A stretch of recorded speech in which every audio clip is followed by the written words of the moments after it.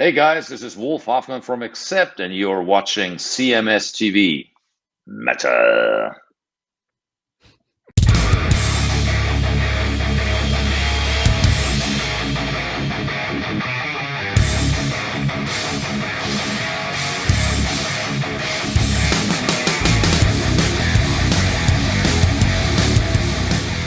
I'll tell you who might have an answer for us, though, Eric. Okay. Let's check in with Iron Kingdom's Chris Osterman. Chris, how are you, man? Good. How you doing, Chris? Good, man. Good to see you in person and meet you in person, man. And welcome to the show.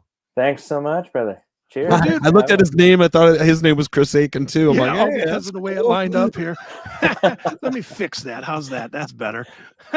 We're multiplying. Nice. Well, Chris, we're, as you hear here, we're talking about live records, and right now we're just talking about live records that of bands that we have seen, and we love seeing them live. But then we heard the live record, and it wasn't very good. You got any of those? Honestly, for me, it's always been like some of the live records just don't have the right feeling. Right. Like you listen to the studio album, or you watch them live, and it just has like a different kind of power to it. Right. And then you get to the live album, and you're like, For me, it was funny enough. I think a lot of people liked this one, but AC/DC live at Donington. Yeah. It just kind of, I don't know. I'd put it on, and it was cool, but I just didn't really listen to it that much. Yeah, I'm pretty sure that's we just listed the AC/DC live, because for me, Brian Johnson sounded terrible on that record. He just didn't sound good. And again, AC/DC, I've seen them a zillion times, and they put on a hell of a show. Exactly. But, and that's the weird thing is I know people are going to think that we're killing these bands, and I'm not. I'm prefacing it by saying I saw these bands, I liked these bands live, but they were the soundtrack of our lives.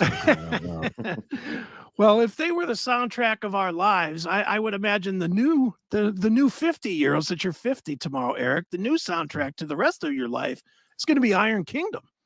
Hey, I loved Iron Kingdom today. I rocked out with it this morning. I listened to the whole thing, and it was nostalgic, Very cool. When I was I'd say probably 15, 16 years old, like the mid 80s. That's the stuff I listened to, I wrote down some bands that came to mind when I was listening to your record. Fate's Warning. I don't know if you've heard Awaken the Guardian. Like I got those vibes. Like Maiden, King Diamond, Queensryche, even a little Megadeth here and there, but the singer's amazing. That's him right there. Yeah, that's you. That is, sir, yeah.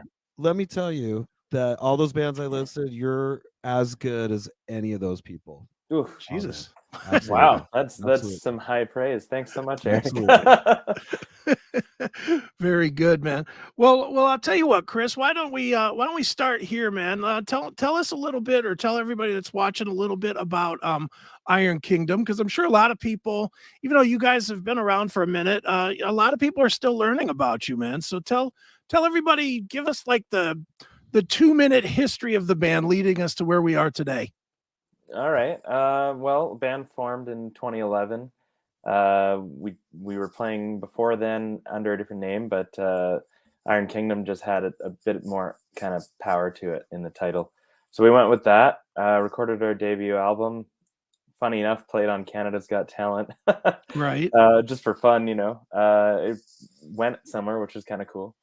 Then we put out our second record, and that brought us over to Europe with Keep It True Festival. Sure. And a few other things. So we got to play with like Jagdpanzer and Metal Church and stuff like that.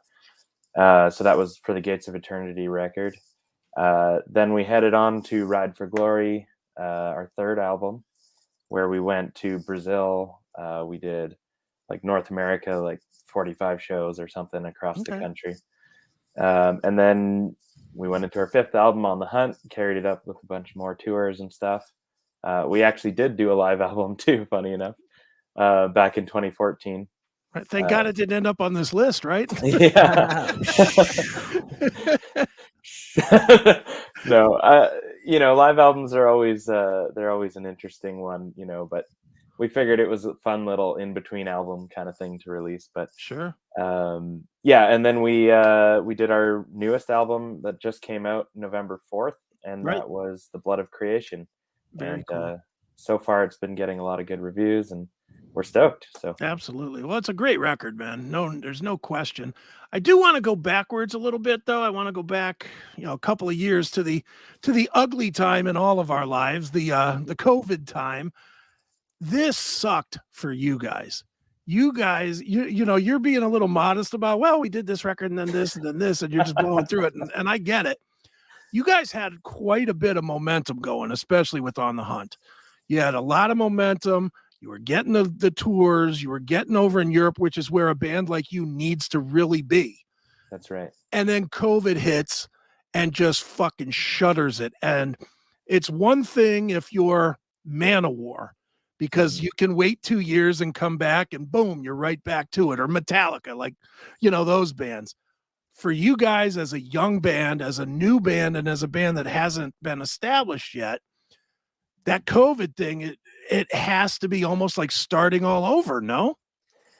Oh man, so it's funny that you were talking about going to Europe and stuff. So we were touring in Europe, and COVID was happening while we were on tour. Like, it started shutting countries down, and we were still playing shows. I think our last show was like March 16th or something, 2020, which was like a day before Germany shut its borders and a day before you couldn't fly it back home, basically. Right. And so that alone was kind of insane, but we couldn't change our flights, so we just waited it out, and we somehow made it home. But going to your question though, yeah, I mean, funny enough, when we got home, our drummer quit. Oh wow. So our drummer, because of COVID, or because he just had to be a real job guy, or what? I don't even really know, but I think he hated touring. Okay. Not for everybody. Yeah, I think we burnt him out like within a couple months on the road, and then he was just like, okay, that's it for me. Right. But so COVID was, weirdly enough, kind of a good break for us, because we had the chance to find a new drummer who fit properly. We took the time to make sure that this was the right person. And they learned the entire set. So Max, the drummer from The Blood of Creation, is who I'm referring to. And so we wrote that entire album with him. Right at the beginning of COVID is when we started writing, and he learned all the old material and everything. And it was actually a really good thing for us, believe it or not, because we got to sit down and really like develop a relationship with this new drummer, and kind of ease him into where we'd gone already in the past. Because it can be hard to jump right on to like a 45-date tour from never going on the road before. Right on. So what kind of places do you guys play when you go on these tours? Like, what size venues? This is in Canada, by the way, mostly? Or well, we've done a lot of touring in Canada, but we've done a lot in the States too. We've played Mexico, we've played Brazil, Europe, I bet they loved you in Mexico. Yeah, it was great. We played this weird like venue that was, you had to go through an alleyway, and then it just opened up, and then there was a stage, and I was like, okay, I had a similar experience where we played a bullfighting arena. Not a nice one either.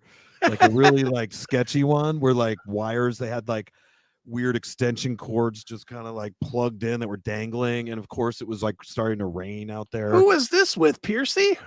Yeah, this was with Piercy, and then we were out there with Tracy Guns, had a kind of like LA Guns tribute band called Gunzo, which had Rudy Sarzo in it, thankfully, because he's the only one that spoke Spanish. He's not Mexican, but his language is similar. Right. He's from Brazil, I think. But he was able to translate for us out there and help us in a lot of situations. But yeah, but it's still a great time. Like, what an adventure out there, as I'm sure it was for you guys. Oh yeah, no, Mexico was crazy. But yeah, like you were mentioning, like what kind of size of venue? Well, our release party, for example, was like a 250 seater.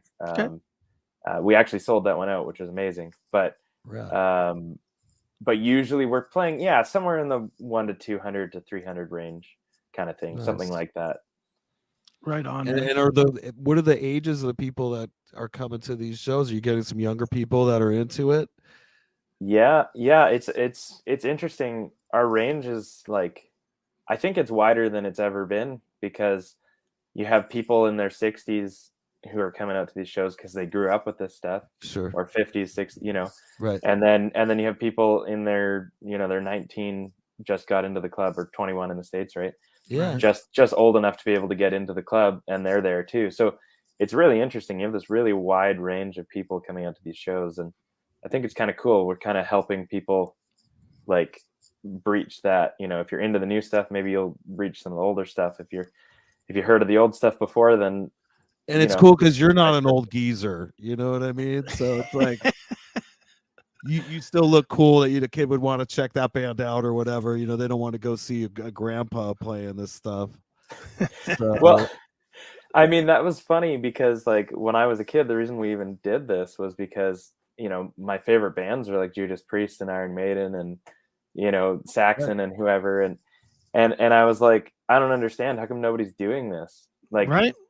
You know, and I was looking for it, and I was like, I want to see someone wearing tight spandex on the stage, and I, you know, with studs and leather, and like throwing their guitar in the air and stuff. That's right, what putting I on a show.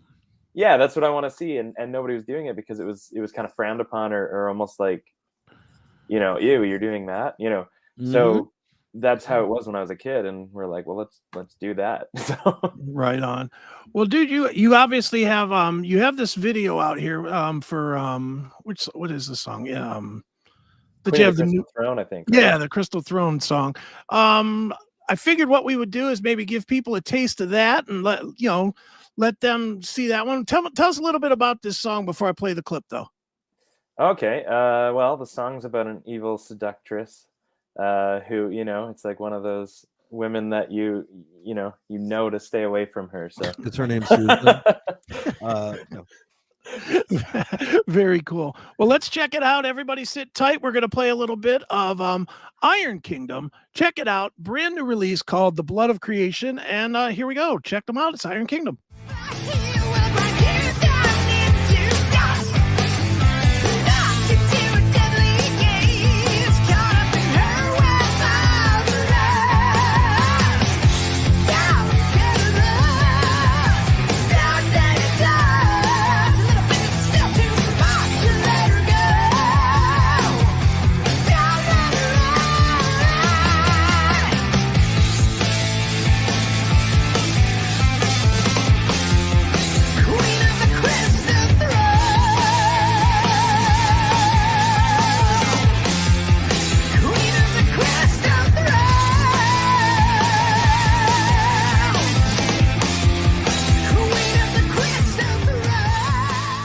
All right, and we are back right here with Chris Akin Presents with Erik Ferentinos and Mr. Chris Osterman of Iron Kingdom. And don't even say it, Erik. I know as soon as the commercial started, I was like, wow, we got the Temptress right behind the video.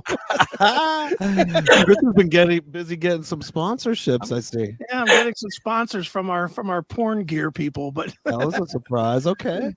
But let's move back to Iron Kingdom here. Chris, obviously, man, for any band, not just your band, but for any band, you make new records, you make new songs because you want to grow.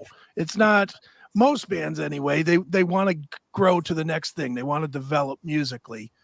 For you guys, what is the growth that you see on The Blood of Creation? Is it sonic? Do you feel tighter as a band? Is it the fact that you got a drummer that fits better and it just feels more right? What is it for you that you think is the growth to the band? You know, honestly, I think you nailed it. It's pretty much all of those things. To be honest with you, we also self-recorded the album and self-produced as well. And so this is the second one we did that. Okay. And so I think we grew a lot in that world as well. You know, getting better mic placement, just better tones, stuff like that. We did On the Hunt on our own as well. But I feel like Blood of Creation was a better production from a studio point of view. Sure. I preferred, you know, I think we all are happier with Max on the kit now as well. And he brought a kind of interesting take because he brought in all the elements of our old drummers, but also his own style, and he somehow blended them all together. And then, like you said too, I mean, even the writing style, having Megan be a little bit more involved, and you know, we're trading off ideas and stuff. I think it just made a more diverse kind of album, I guess you could say. It's got a cool visual too. I mean, that was my first time seeing the band actually. So, like, this morning listening to it, I just was hearing it, didn't know who to picture, and it's like refreshing to see. The band's got a look, but Yeah. I think it's awesome that you guys are going about recording this like it was 1985 or something. Like, you're very true to the sound. I mean, it's almost like a movie director that's doing a movie that takes place in 1982 or something. You're not expecting to see a Starbucks in it or something. You know what I mean? Like, and you guys made sure you stayed in that zone. You know, I could tell because I lived it, but you're not trying to like mix it with rap or trying to put whatever you to those instruments that were used at the time and whatever. And I appreciate that, you know, here listening to it. Absolutely. Oh, well, thanks, man. Yeah. Sure. Well, Chris, you know, one of the things, you know, I'm a pop culture whore. I mean, anything with pop culture, I'm watching it, listening to it, experiencing it, whatever it is. These days, old world fantasy is huge. You know, obviously Lord of the Rings, Game of Thrones, you know, pick one, you know, there's a zillion of them out there. For a band that does this style of music, does that help a band like yours, or does it hurt it because people always will consider it smaller because there's such behemoth type projects in that space right now? You know, people see the visual for you guys and they'll be like, well, it's not Game of Thrones. Well, no shit, you know. You know, but how does it affect you guys? Well, I think it's more on the positive end of things, because you've got this kind of like, you know, it's cool to kind of look like a Viking or something, you know, Right? Something like that. So, you know, when we're wearing like chainmail and studs and stuff on stage, people are like, dude, that's awesome, you know. And we have some songs about stuff like the Wheel of Time, or, you know, Elric of Melnibourne or whatever, you know, stuff like that. We wrote tunes about that kind of stuff. So I think it's been more of a good thing, I think, but you know, it's hard to say. Get into really. character. You gotta get into character, get into the vibe. Those pants give you power. You know, they give you special rock powers to put on those spandex pants. You know it. Right on, man. Well, Chris, one of the things that drives me absolutely fucking bonkers is that you go to Europe and you see this metal just massive. You know, and obviously I'm talking about the biggest things, the Sweden Rocks and Donington and Wacken and or Wacken, you know, et cetera, et cetera. Yeah, you know, you see these massive 60,000, or even in Brazil, Rock in Rio, whatever.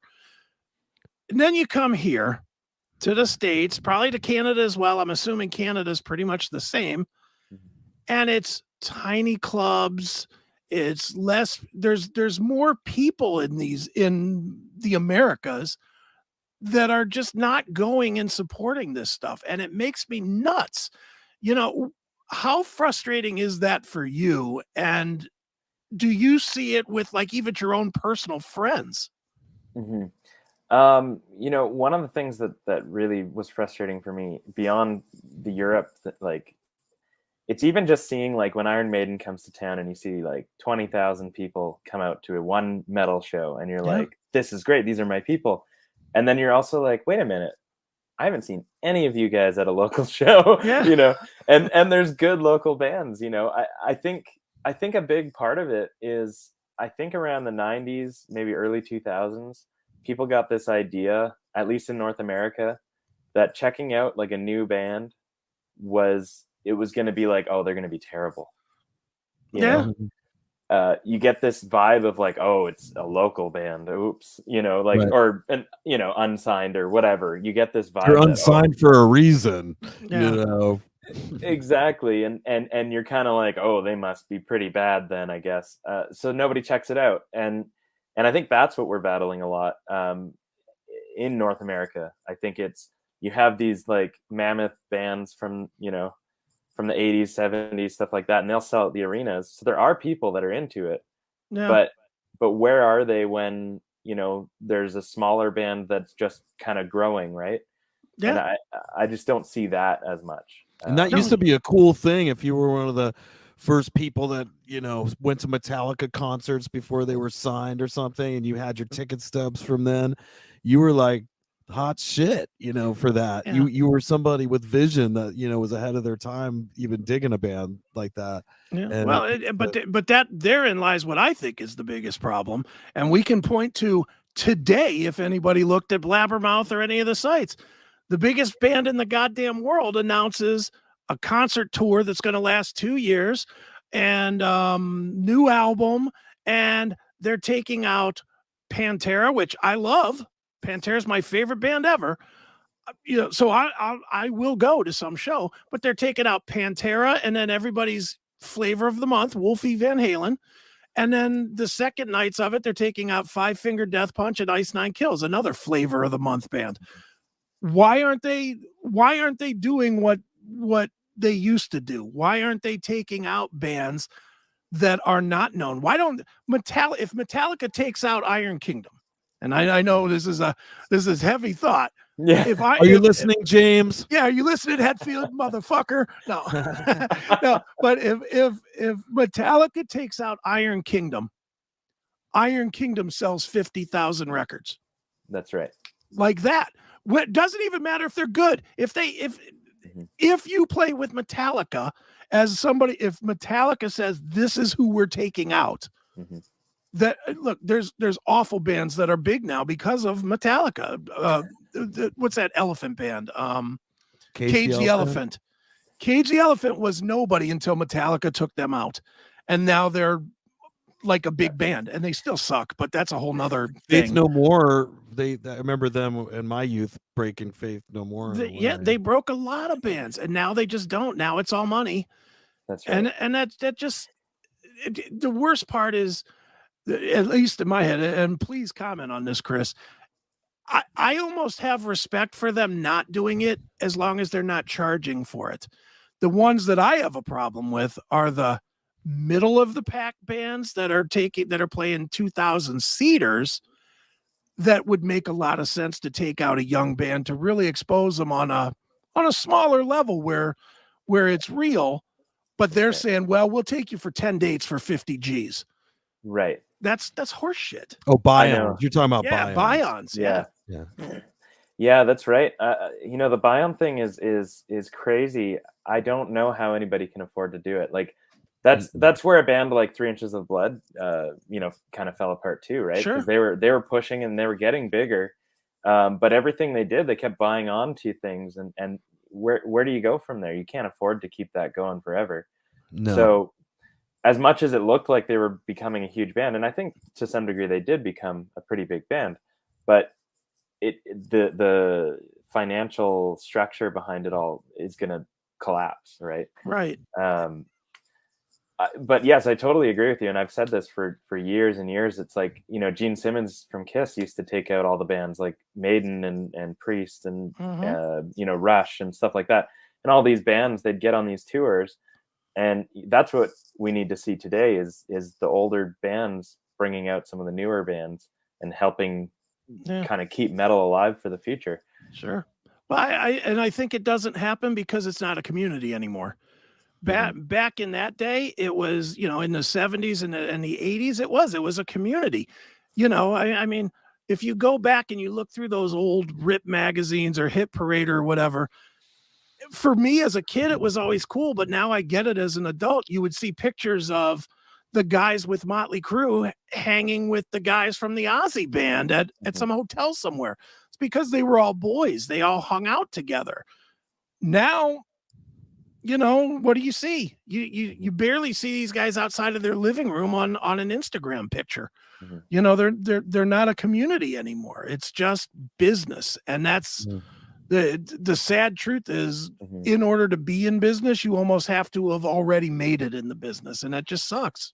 At least you're open to technology of the future. I mean, back in the 80s, like these bands that Chris was talking about, Rip Magazine or whatever, they might feature on the back page some little blip about a new metal band or something, and you would just basically see their picture. Maybe there'd be a phone number you could call and hear a little bit of it on the phone.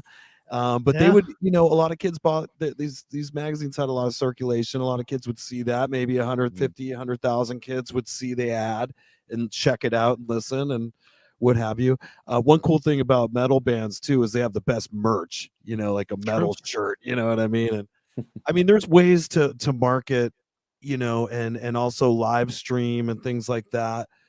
You are open to the world. It's just, doing the work, coming on shows like ours.